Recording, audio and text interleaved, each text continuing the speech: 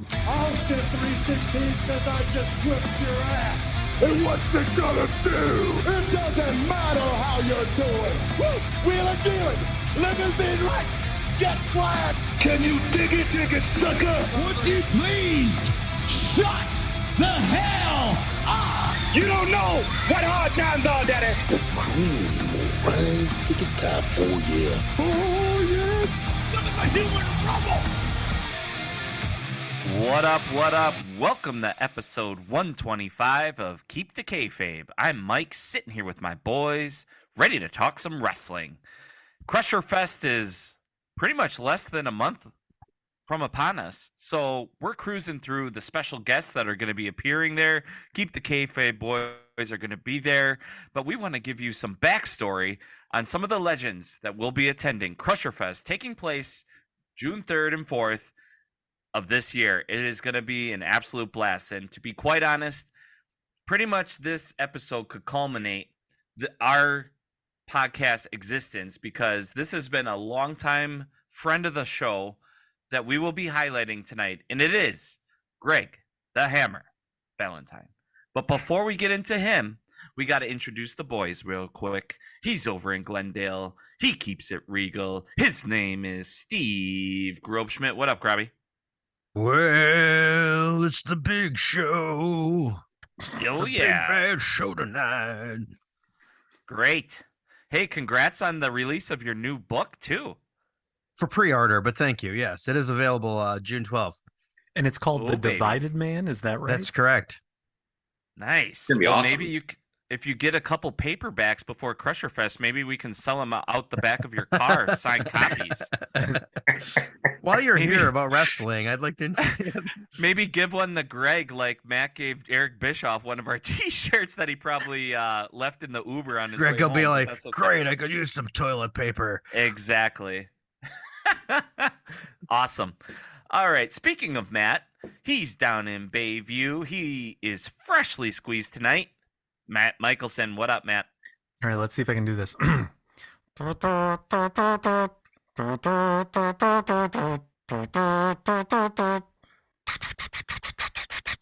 Jambea Bala Caponia no Tobea Bala. Okay. Excellent. Yeah. Excellent. So, for those of our listeners, you know that we don't talk WWE on this podcast very often, but if you missed WWE Backlash, dude, you got to go back and watch it. Bad Bunny had one of the best matches in recent memory. Great crowd, just all around. We might get into it tonight if time permits, but yeah, definitely a highlight. Wow. I mean, that's going to sound really, really good on audio. I Because I did. was like, what's going on here right now? But you sounded really good, Matt. Thanks, man. Really keeping it freshly squeezed there. You It did, really- Matt. It really helps when you have the Spanish lyrics in front of you, because my street slang is not that strong. Well, you had me convinced. It's a CSC. Speaking of golden pipes, we got to go over to Ohio and talk to Mr. Gary 2 Points Williams. What up, Gary? Come on, everybody. Get up on your feet. Put your hands together and do the bird with me. Do the bird, bird, bird. Do the bird, bird, bird. Everybody get up. Everybody get down. You better strut your stuff, cause the Birdman's in town. Do the bird, bird, bird. Do the bird, bird, bird. That was for you guys. You challenged me, Mike, last time, and you said I always have a good song. So I went into the archives and brought out some Coco Beware. Hey, that's what we like. For our longtime listeners, if you go back, I couldn't tell you what episode it is, but we actually have a show called Hit My Music where we play a game and everyone has to guess entrance music, and Coco Beware was one of them. So I've heard that song way more than I care to admit. But not like that. No. I was a big Coco guy. I mean, how you can get a parrot to dance?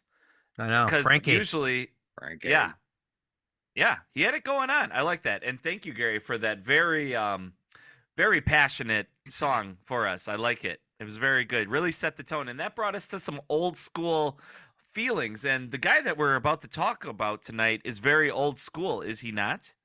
Yeah. I think there was a lot of old school in in Greg the Hammer Valentine, and I think that it's apropos that he is one of our favorite characters on this podcast because as we take things old school, he really does resemble a lot of what the great 70s and 80s heel wrestlers were back in the day. In fact, it's really interesting just kind of seeing his journey. And, even more interesting listening to some of his interviews that I think we'll talk about tonight. And I hope that you all, during Crusher Fest get a chance to talk with him. But if you don't, and he's listening, please don't beat us up because we do love you. But, we got to talk about you. And there might be some good, some bad, some ugly. But you can lay the hammer down on the other guys. I'll be specifically. I'll be in Ohio. Yeah, definitely lay the hammer down on me because as many of our longtime listeners know, and Gary just mentioned this, Greg the Hammer Valentine has been a running theme, I'll say, throughout the history of this show. And for really no good reason. I couldn't even tell you where it started. I don't remember why. I don't either. Because we love him. It's gotta be. But yeah, for not long time listeners, I think the first season of the show we mentioned him every single episode in some capacity, and then yes, of course, how can we forget the season finale when Mike presented us a cameo from Greg the Hammer Valentine? That was let's just say he didn't get paid by the minute. Should we play the clip for the people? But yeah, I think we need to. It's worth airing it yet again just to set the tone. It is. Yes, you judge for yourself. Yeah, he's one of my all-time favorites, and I had to treat the boys after a job well done for season 1, first year we started the podcast. So take a listen to our cameo from Greg the Hammer Valentine. Hey, this is Greg the Hammer Valentine, WWE Hall of Famer. I'm doing a shout out to Steve and Matt and Charlie.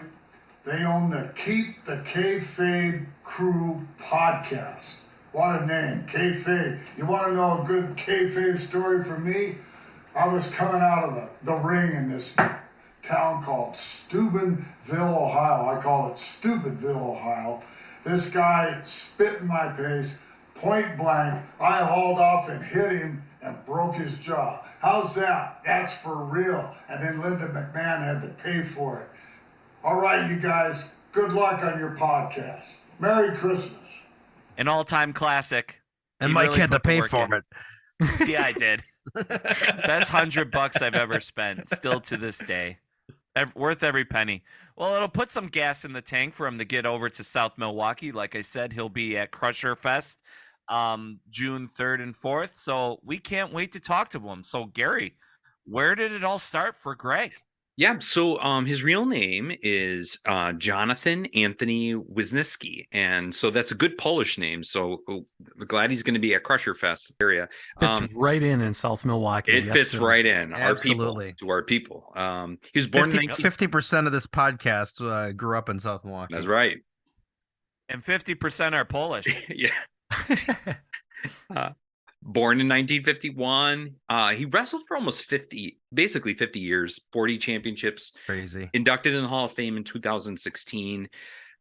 Never a world champion, but did possess the 2 top secondary belts in the WWF and the NWA, the Intercontinental Championship in the WWF and the US Championship in the NWA, which, unlike today, those championships really truly did signify the second best wrestler. And so they were always considered as a part of the secondary main event. Before talking about Greg, though, I do think it's important to talk about his dad because he is a second generation wrestler. So his dad went by the name of Johnny Valentine, known as John Theodore Wisniewski.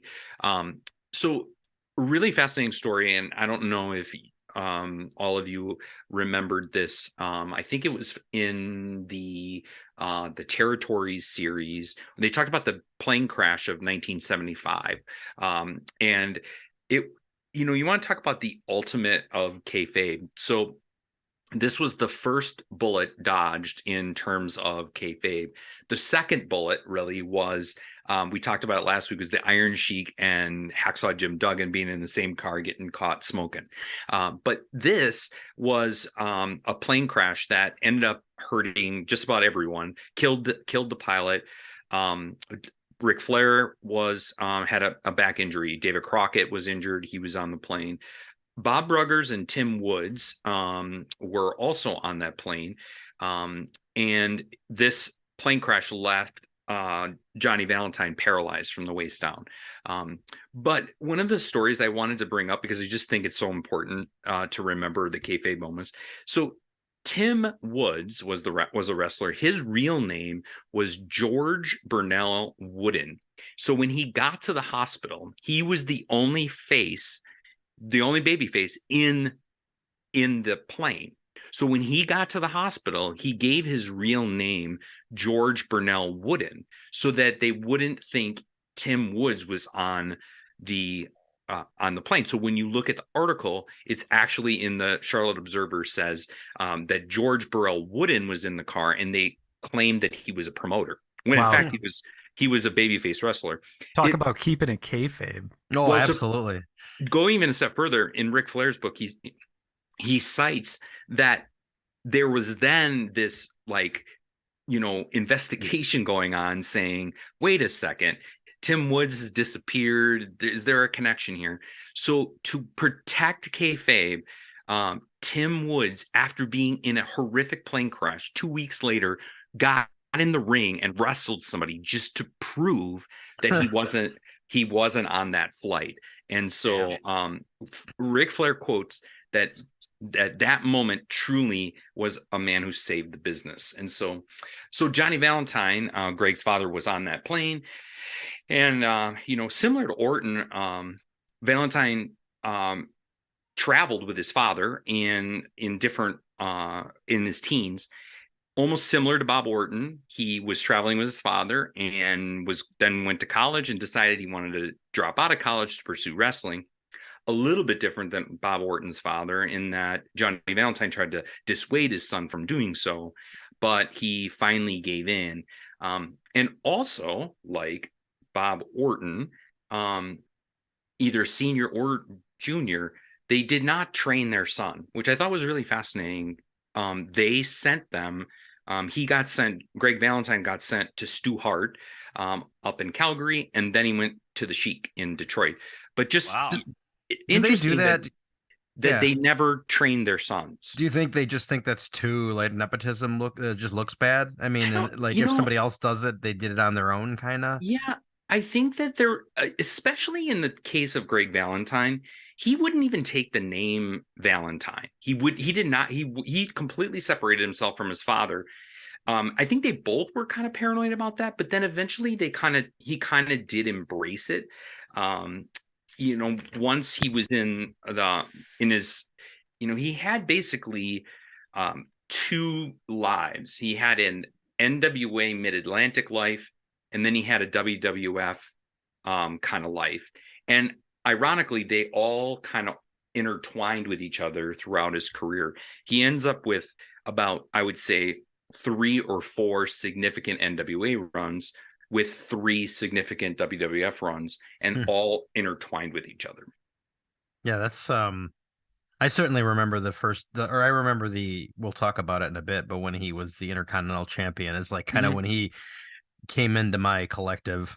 I mean, do you guys remember any? I mean, I don't know, you came in. Yeah, I think he was still wrestling, but was he on TV when you guys really cut your teeth on wrestling, or was it kind of past all that?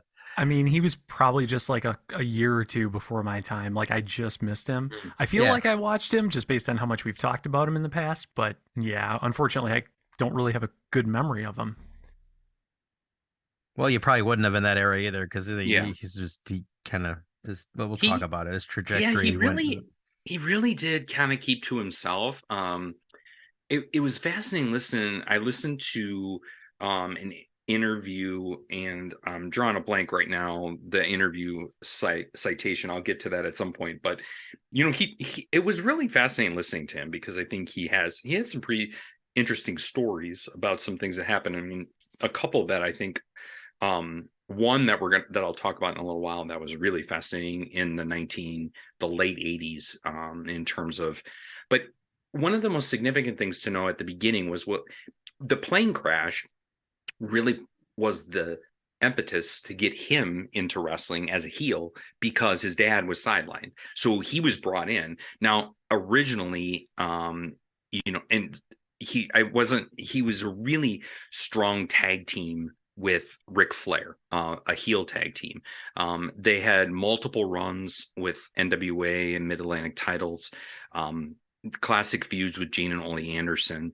In fact, he also ended up being tag champions with Baron von Raschke, believe it or not, who also is a huge AWA. I think he was born in Minnesota, or he basically lives in that area. So I'm surprised he hasn't been at Crusher Fest. Oh, I was just thinking that. Yeah. King of the Iron Claw, baby. Yeah. So one of the things that started the Hammer was he was known for these, over his career, for these devastating moves. So the move that he first started with was a top rope elbow drop. And it was so deadly that he would do elbow drops on wooden boards just to prove how much he could break things. And it was meant as a way to kind of show how tough and how hard he was. And so in a lot of his career, many of his greatest angles centered around picking out, having either the major or secondary babyface, mainly secondary babyfaces in the companies, because he was a secondary champion, which again, back in those days was not a bad thing. Like that was like a legit strong thing. So in the first Mid-Atlantic run, he gets in a huge angle with Wahoo McDaniel, in which he and Wahoo is a referee, costs Flair and Valentine the tag titles. That was the reason why Flair then he was going into singles. In June of 77, Greg broke Wahoo's leg, and then Wahoo returned a couple months later. And during that run, there are pictures. You can actually look at these at Google. They're pretty funny. The front shirt of Greg Valentine in his interviews said, "I broke Wahoo's leg," and on the back it says, "No more Wahoo." So did it have that kind of cheap like stick-on letter kind of look? Yeah, it was those puppy letters. I mean, it was great. I think either Tommy Dreamer or like Dave LaGreca, don't they have like a copy of that shirt? Like, they might. Yeah. So that feud then, once it culminated and Valentine left, and which was the way of, the way how things worked back then. Then he went to the WWF, and that's when Vince McMahon Sr. actually said, "Do you know how to do a figure four?" And he was like, "Well, no, I never have." And so he said,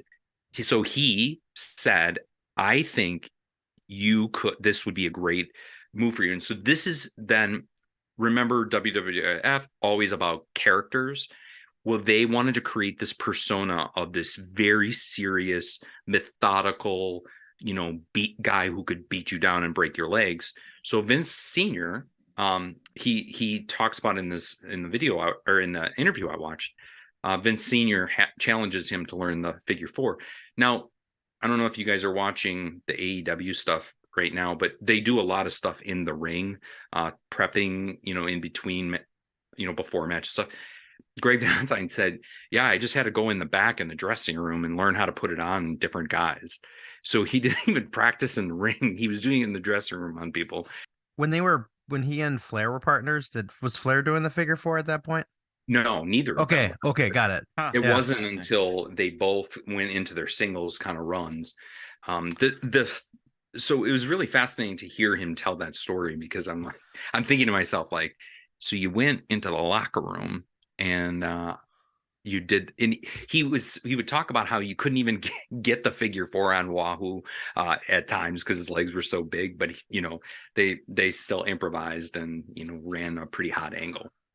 That's interesting too, because you would think that Greg got it from Rick, because Greg kind of carried on the robes. He had the blonde hair. He was almost like the poor man's Flair. You know what, Mike?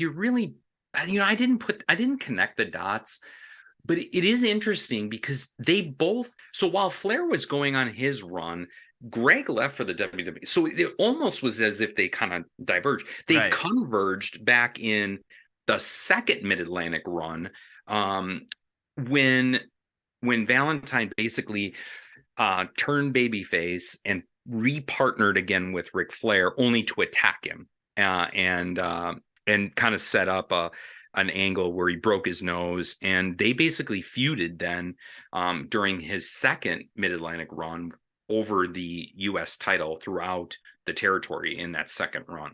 You know what's I mean, just to take one little step back too, I've heard Tony Schiavone, our dear friend, say that the 1978 match at Greensboro, Flair and Valentine versus the Andersons for the title, where Flair and Valentine won, is essentially what got him into wrestling. Like, he saw that and he just fell in love with it. So that feud gave us the voice of our life, you know.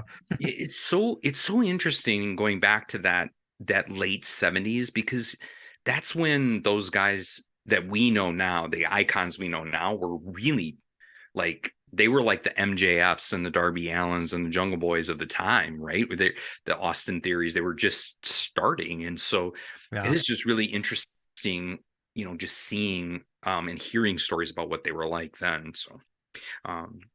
So once the feud with the U.S. title kind of whittled down, he went back to the WWF second time. And during this run, he faced Bob Backlund in a series of matches, October, November, December, January, culminating in a cage match. Bob Backlund, remember, was the quintessential hero. So he was battling and again, very similar to Bob Orton, they were battling Bob Backlund for the title, but both were kind of brought in as heels to do some dastardly things, but then they never came away with the title.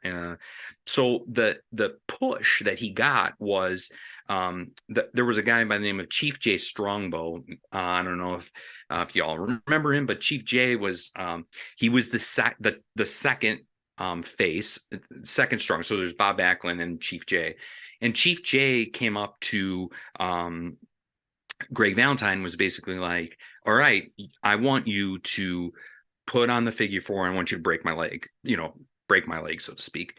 And so he was like, "All right." And the Chief J's like, "Just trust me, this is gonna." And sure enough, Greg Valentine says that between Wahoo and Chief J, they were the two that basically propelled him to be such a dastardly heel and really created his persona. And if it wasn't for that, he credits them for a lot of what he became, which was a really strong heel after that. Where's him and Chief J buddies, you think? So it's interesting when you listen to these kinds of interviews, because yes, I think they all were friends, and that's obviously kayfabe aside. They had these really cool relationships where what I was super taken aback by when I was listening to Greg Valentine was this realization that those guys, they knew that if they paired each other up with the right person, they would make some freaking money. And Greg Valentine was the master of that. He knew the guys to partner with so that he could make money, because, the main event guys were going to make their money. And I think we've talked about this on other episodes, but every slot has to be filled by somebody. And so that next secondary slot is a key slot. And I think he relished in that slot as just a mean old heel, he was mean. He really was. But it was not only was it his persona, but it was his character.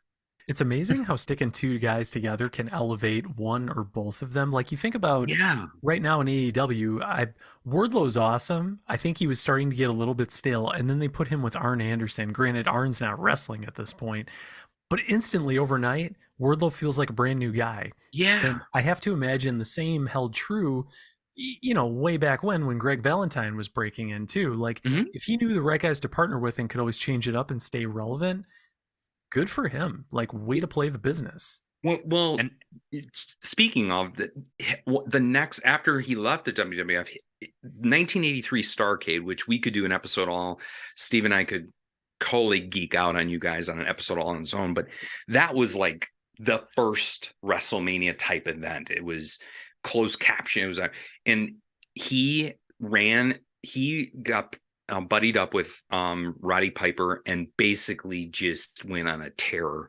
with this unbelievable series of dog collar matches. It culminated at Starrcade 83, but basically, they were just, I mean, the emotion, storytelling, the good versus evil, it was as good as it got in 1983 with Greg Valentine and Roddy Piper. And at the time, Piper was a babyface. He later becomes, a heel, but he was a babyface during this period. He had come from Portland, had been a big babyface there, and then that kind of was just a huge push to his career. If you think back to the feud between MJF and CM Punk, when CM Punk challenges MJF to the match and asks him if he'll be his Valentine, for those of our listeners who love connecting deep-rooted thoughts in pro wrestling, there you go.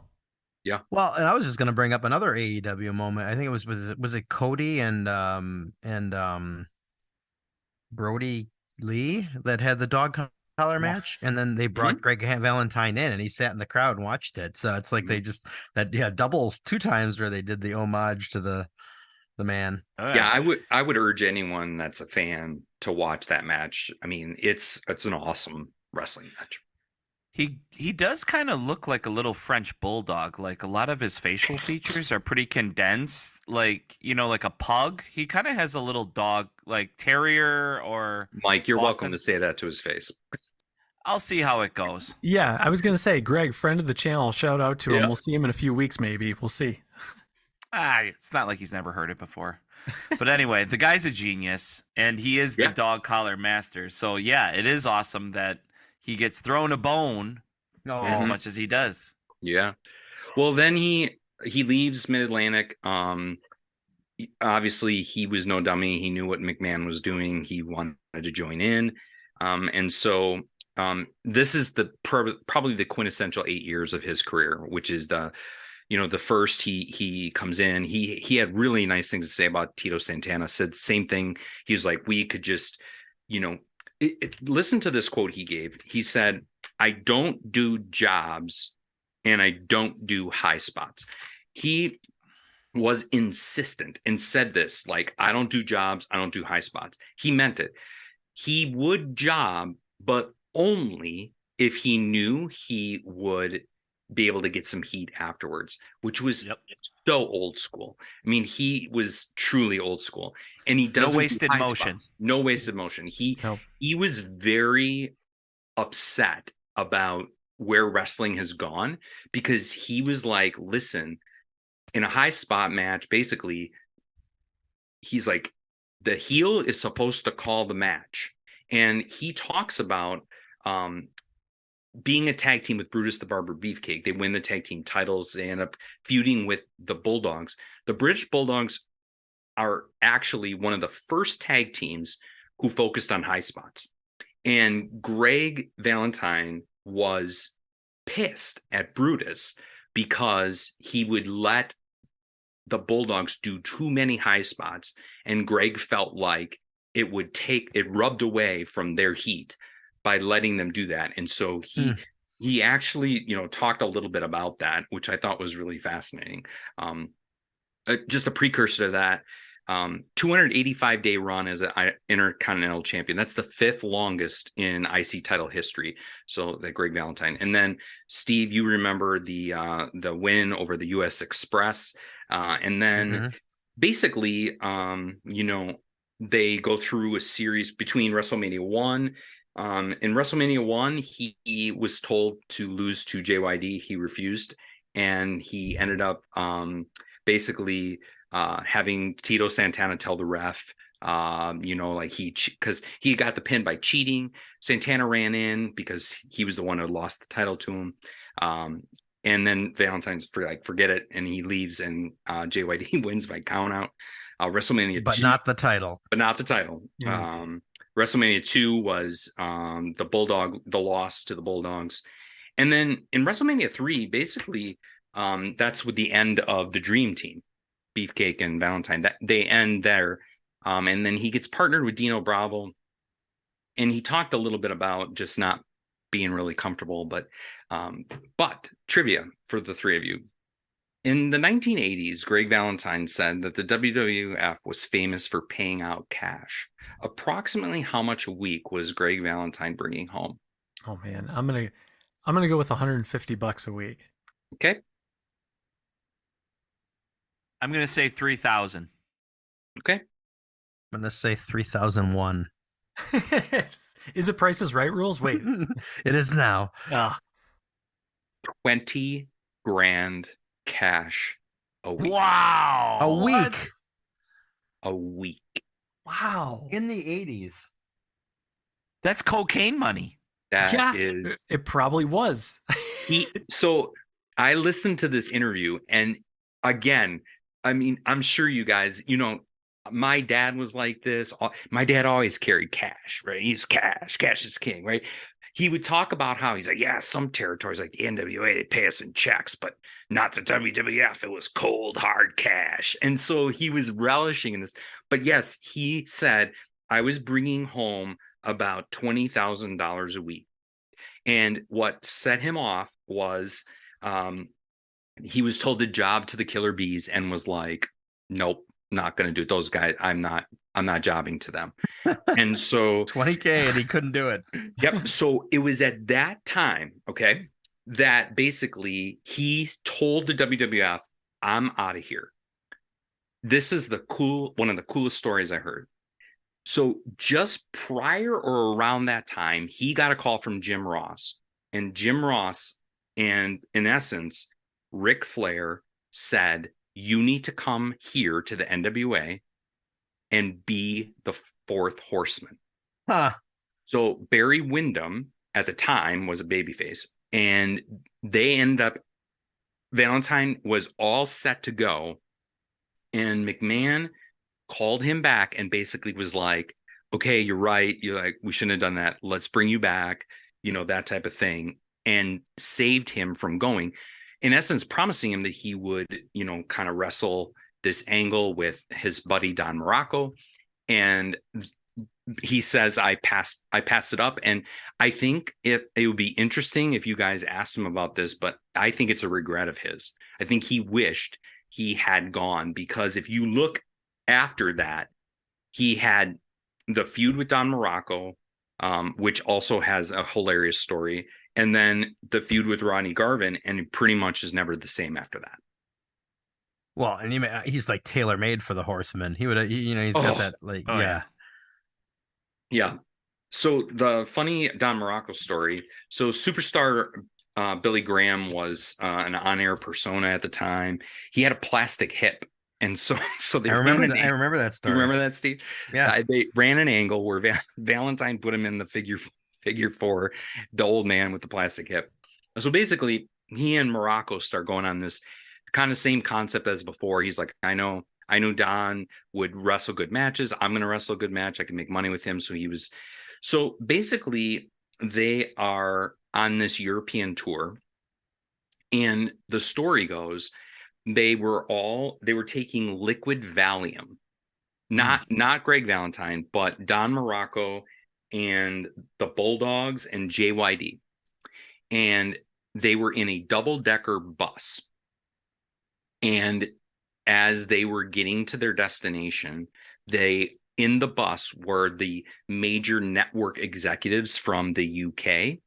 And as the story goes, Don Morocco pisses on the bus, and it comes down into the second story.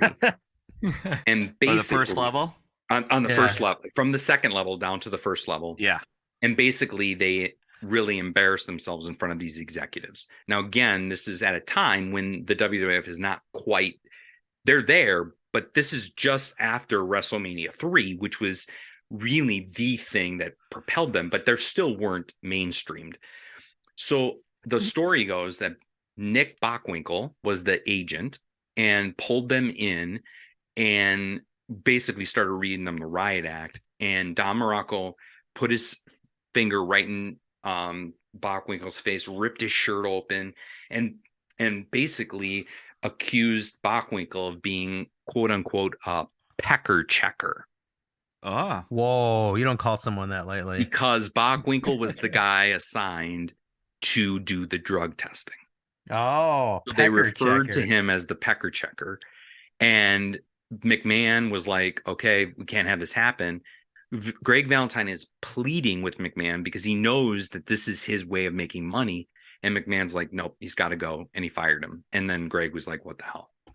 fuck. Wow. Yeah. How about that story?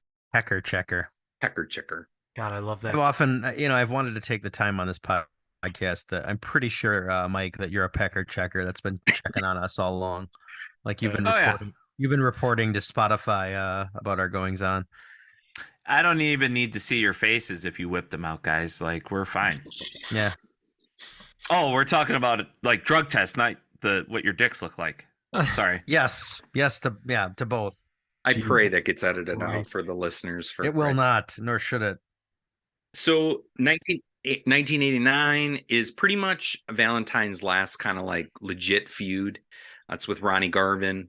They basically do this angle. Steve, do you remember that angle at all? I do. Yeah. It was like you want to talk about that?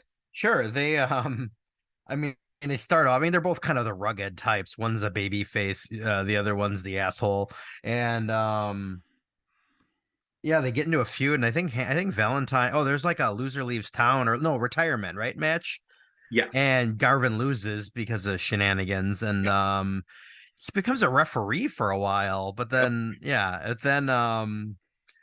is it Valentine like pleads to get him reinstated so that they can continue because the feud? Yeah, Garvin goes from referee to ring announcer and says just some corny things about Valentine's got 2 left feet, and he and Jimmy Hart get upset. But the funny part about that feud was their use of a shin guard. Valentine, oh, that's right, came up with an injury to his shin, so he wore what was called he wore a shin guard called the Heartbreaker that accidentally moved from his shin to his calf when he was putting on the figure 4. Yeah, I remember that. Yeah. Do you? Yeah, it's totally. And then Garvin got one called the Hammer Jammer, and that's hilarious. And basically, wasn't it like made of gold or something? Like spray painted it gold or something? Yes. And so in the 1990 Royal Rumble, they basically had a submission match, and Valentine put the figure 4 on him. Garvin switched his Hammer Jammer, so he was laughing because it wasn't hurting, and he ended up beating Valentine for the blow off. Fuck. Something that I also remember from this era was like, I swear every match that Valentine was in, Gorilla Monsoon would talk about like how dangerous he is because he gets stronger or he gets better as the match goes on longer. Like he'd make that point every time that Hammer is one of those guys that as the match goes on, he gets better. He's like a tree. You can't even push him over. He's so stout. Right. Like, that's the thing. That's the thing that I loved about him. He's one of my all-time favorites. Yeah. His skin is like tight to his body, and he was tan. Like the lights would just glisten off of him. He had his little, like scrunched up face with the hair. Like he was perfect. Yeah. I loved him.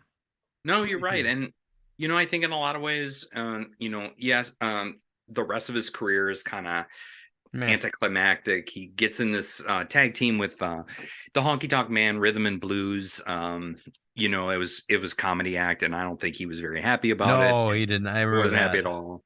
Luckily for him, I guess he would say, is that the Honky Tonk Man left the WWF, so basically ended that reign. And then he does go to the WCW in 1992 and gets in with Terry Taylor and does some feuding with the Freebirds, Dusty and Dustin Rhodes.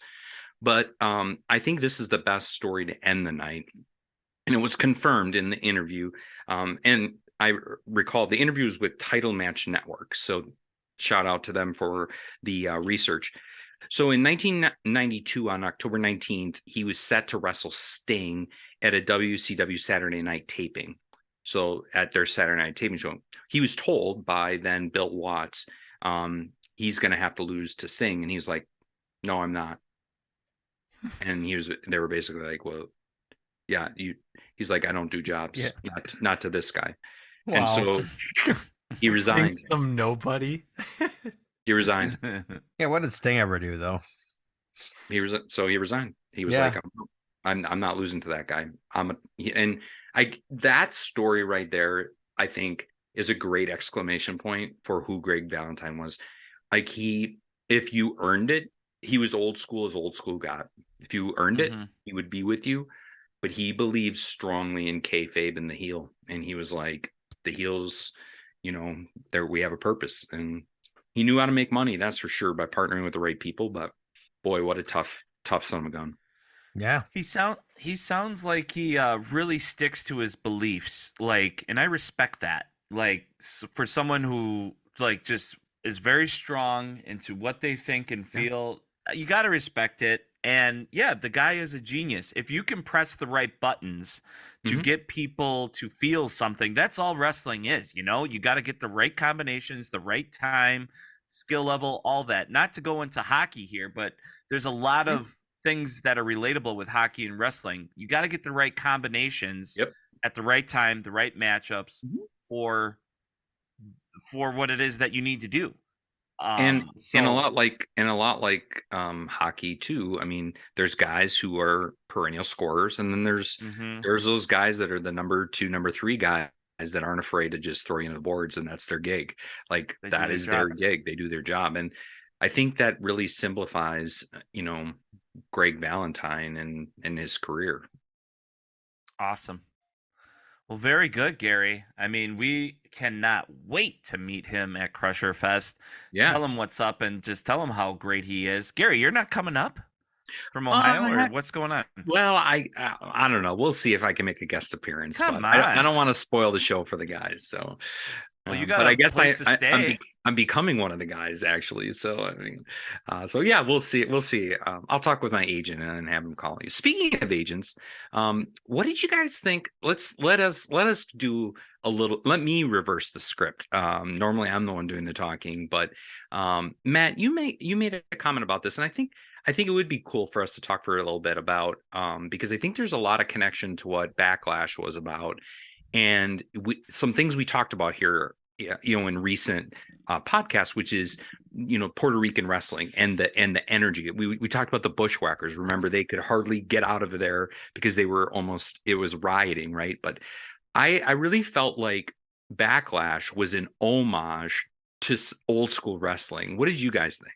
That's really interesting. I guess I never really thought about it, but again, I wasn't a connoisseur of Puerto Rican wrestling back in the 80s, so I wouldn't have known. But Gary, as you pointed out, I think it was about a week or two ago on the show at the time of this recording, Puerto Rican wrestling was really explosive, is probably the best word to describe it in that era.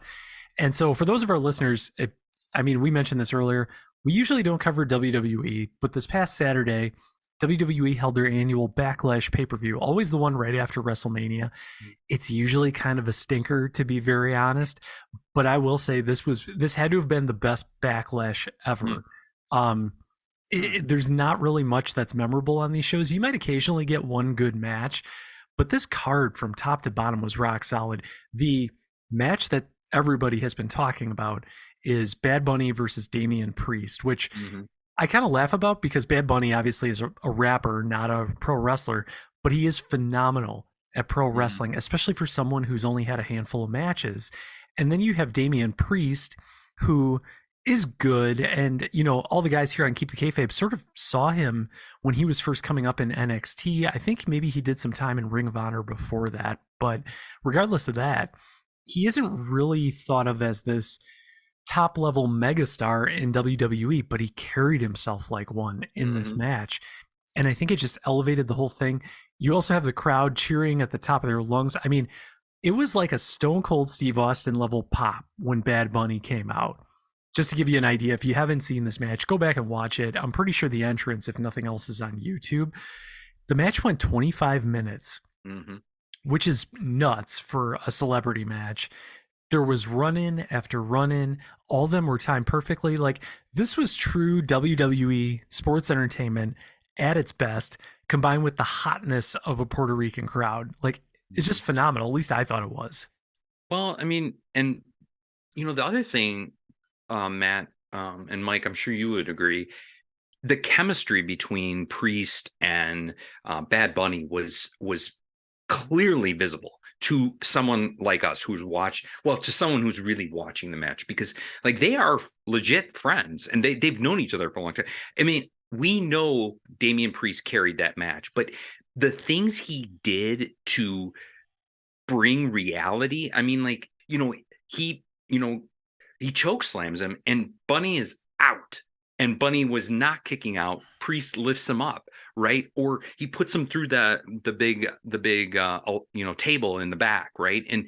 And drags him to the, but as much as you would be like, oh, he's dead, or there's no way he's coming back. Priest did things that made you believe, like, yeah, no, all right, I can kind of see that. I don't know, Mike, what did you think about that? Well, I believe it. I mean, I didn't actually see this match, but Bad Bunny is a legit person who is passionate about wrestling, and they're not going to put him on TV in Puerto Rico. Is he Puerto Rican? He is.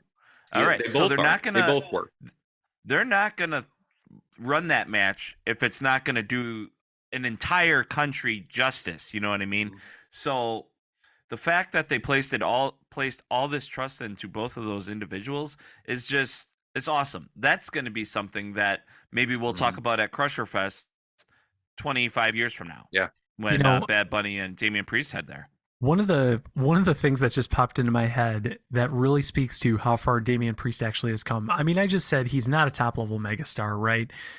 But thinking back to Keep the Kayfabe history, I think it was one of the first 5 or 10 episodes that we ever published on Spotify. And you can go back and listen. The second one? Okay. Yeah, Payne Hernandez? Yes, you know where I'm going with this. So longtime listeners may know. New listeners, go back and listen to episode 2, or don't, because we probably really sucked back then. But it was bad. It was one of the first mic slips Mike ever made when it comes to names and pronunciation and things like that. We didn't know if it was Damian Priest, Payne Hernandez, Punishment Martinez. It was one of those. Yeah, and it was Punishment Martinez. But I was like, wasn't his name Payne Hernandez or something like that? Yeah, but everybody knows his name now. And like I said, the guy carried himself like a top level star. Mike, you got to go back and watch this match. Like, I will. It's a good 25-minute watch. The one thing, Gary, to tie this back to old school pro wrestling that I thought really stuck out to me, Damian Priest is usually a pretty high-paced worker, and I think that's just how modern wrestling is. Mm-hmm. But in this match, he did such a good job building the heat. Yep. Bad Bunny would get on a roll, and he would just clothesline Bad Bunny or do a choke slam or something like that. And then he's standing there just seething, just getting more and more pissed that this guy dares to step in the ring with him. And you could see it on his face, and he didn't have to do hardly anything. And it just made the story so much better. Oh, and that's the thing that's missing in most matches. I mean, I might say something controversial here, but I'm of the mindset, as it's been also discussed in some other circles, on social media or on Busted Open, I'm of the mindset that should have been the main event. I also think there was some argument today that Selena Vega should have won. And you know what? I'm of the mindset that should have happened too. Nothing ever would have happened to Rhea Ripley had Selena Vega pulled an upset win on her in her home country in front of her family. The motivation, right? And then you can turn around, come on Raw, and Ripley could squash her and take the title back. But exactly, I just feel like sometimes, perfect is the enemy of good. And there's ways that I think if it was old school, honestly, that would have happened. B, there's no way, no chance on the planet that 2 Puerto Rican wrestlers with that much history is not the main event in Puerto Rico. No chance. You want to know something? This is my opinion on the whole matter, is I feel like with high definition TVs and overproduction and how clear it looks on TV, they have to give such a clean story. Like, imagine if that happened. And the reason that I love old school wrestling, because it looked old school. Like, you couldn't see everything. You just saw these bodies. Nothing. You saw the facials that they gave, and that's it. Now everything is so clean. The announcers are a little more annoying because they have to innovate off of what came before them and they over try a little bit. Mhm. So it's the announcing and the clearest pictures that kind of ruin old school. Like you can have an old school story today and it would be that what you were describing, Gary, how the Bad Bunny match would have been a great main event if they made it look just maybe a little older looking on TV. And especially with this day and age, like where you can basically create anything visually, like they could probably put a filter on. I would love to see an up-to-date WWE roster, but put to old school looking type of film. And I Well- bet you would totally get a different feedback online if you just played it, just did an old school script. You don't even have to write anything. You Yeah. just fucking copy something from 25 years ago. It doesn't even have to be like anything important. Like just do the same stories but make it look older with newer people and just see what the emotion would come from the crowd. You know what I mean? Yep. When they were in England, the WWF, remember, the main event was the Intercontinental title between British Bulldog and Bret Hart. And if they knew, and of course they know, going in that Brock and Cody were only going to do 10 minutes, why in the hell did they have them leave on that note? Like that to me is a missed opportunity. I don't know. People said that crowd was hot. If you watch the Usos and Owens and Sammy, the air went out of that place. I don't care what anybody tells you. That the camera was shaking in the match before. The air dropped out. It kind of picked up again. And here's the thing, like, and we can talk about this next, is I didn't mind the finish of Cody Brock. I actually thought it was pretty brilliant. Like him just like literally, it reminded me of a UFC fight. It reminded me of something. But why would you have that as your main event then? Like why? Those guys didn't need to be the main event. You leave that party rocking with Bad Bunny singing songs and crap like that. Those people will come back quadruple fold. I agree 100% with you, Gary. So it's funny, ever since AEW Dynamite debuted, I feel like I've kind of gotten more analytical about how shows get booked because I think they do a very good job of booking the show. And when the booking's slightly off, though, you can tell. With Monday Night Raw, you don't know. It's just a smattering of matches on a card. There's no continuity throughout the show. But with Dynamite, it's like there's a ton of stories, but somehow it's all interwoven and it builds as the show goes on. So keep that in mind. That's the mindset going into Backlash for me. And so you start watching the show, you get to the Bad Bunny match. In all reality, that probably could have gone either way because keep in mind, he's not a wrestler. He's a celebrity. He's a great wrestler again. But you don't know what's going to happen. You don't know if the crowd's going to receive it well. If something goes wrong and they turn on him, I mean, these are things that I have to imagine WWE production is thinking about before the show. And so then you get past that match and it's like, well, should we put it on last? Well, let's put it on Brock and Cody because they're the biggest names we've got on the card. I mean, that's an easy choice, right? It's a safe. But not to those people, Matt. Right. 100%. So going into the show, when you see how hot that crowd is, do you make an audible during the show? Do you flip the card around? I don't know. I really don't know. I agree with you. I think had they ended with that match, holy shit, that place would have exploded even more than it did. But they're even basically so, saying Damian Priest isn't a main event guy, though, too, in the same sense. But here's the thing: you are right, except for one thing, and this is what I would argue. It's old school mentality is hometown hero will always be the main event in their hometown, right? And that's the thing that I was a little disappointed in as I'm kind of reading things, which is you're right. I mean, like, but Bad Bunny and Damian Priest in Puerto Rico.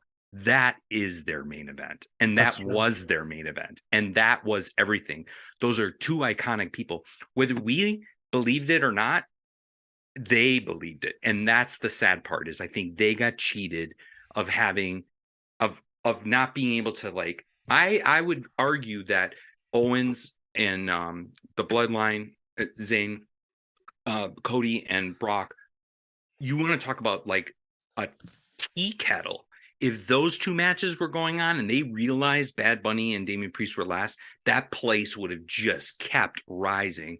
But I mean, it's a lot like going to a AEW taping when the last match of the show is a Rampage match, Christopher Daniels against Roosh. You want to talk about letting the air out of the place, right? Like, I don't maybe get they it. didn't. Maybe they didn't understand the culture there enough, because in retrospect, it's a very easy call. But maybe they didn't even know how much they were going to kill it and live up to, the hype that the crowd provided them. They might just not have known. I mean, I love the lack of staging. I loved that was an old school feel, and I'm sure it was because the arena is fairly small, so they wanted to pack the place. So I think like that kind of led to this. I don't want to say house show feel, but it led to kind of just this kind of like, yeah, it's a big show, but and so that's why for me, I don't know. Maybe I am too old school, but I know back in the day when you had that hometown hero, it didn't matter if they were the champ or not. They rocked the last match and you left that crowd going home happy. I just can't see them ending with Cody the way that ended so kind of quick. With Brock in the ring, like how did that end? How did that make them go home happy? I don't know. Yeah, very true. I'm going to say one more thing, and I'm going to take this out of Mike's playbook because he just said it a few minutes ago. I think what this show really needs is to be shot in 8mm and have the lights so fuzzy that it's like 1992, where every spotlight at the top of the arena looks like it's shooting out in 4 different directions. That was the best when it comes to production value, but that aside, overall, this was a phenomenal show. And yeah, I think the booking is what hurt it most, but even then, the crowd, I'm sure, went home happy after what they saw. Yeah, and I'm probably being harsh to some degree, but that's why wrestling fans are so great is we take it. I mean, I'm watching that thing and I'm just like, gosh, because I felt that emotion during that match. I was drawn in. I was glued to the set, and all I could think to myself is how much more I would have been glued had I known that was the last match. And then, I love old school run-ins. I love all that stuff. That is all old school booking right there. It's you got a bunch of run-ins, you got crap going on everywhere, all hell's breaking loose, and the next thing you know, whack, it's over, bam, let's go home. And Life would be too perfect, Gary. And life is not perfect. No. Because the WWE will never do anything that gives us what we want. But you know what would help make it perfect, Mike? A good send home message. Maybe we should end at least this episode on a high note. What do you think? Yeah. And give the people what they want. What we want is to say shout outs to Greg the Hammer Valentine at Crusher Fest on this June 3rd and 4th. And since he's such an old school guy, I don't even think he would have put a smile on his face with that pay-per-view. But what we are going to do is we are going to have a lot of fun talking to him and celebrating at Crusher Fest. Because you know why? Why? We keep it Triple H here on the show. And that is just these 3 simple things. We stay humble, we stay hungry, and stay hard. Triple H.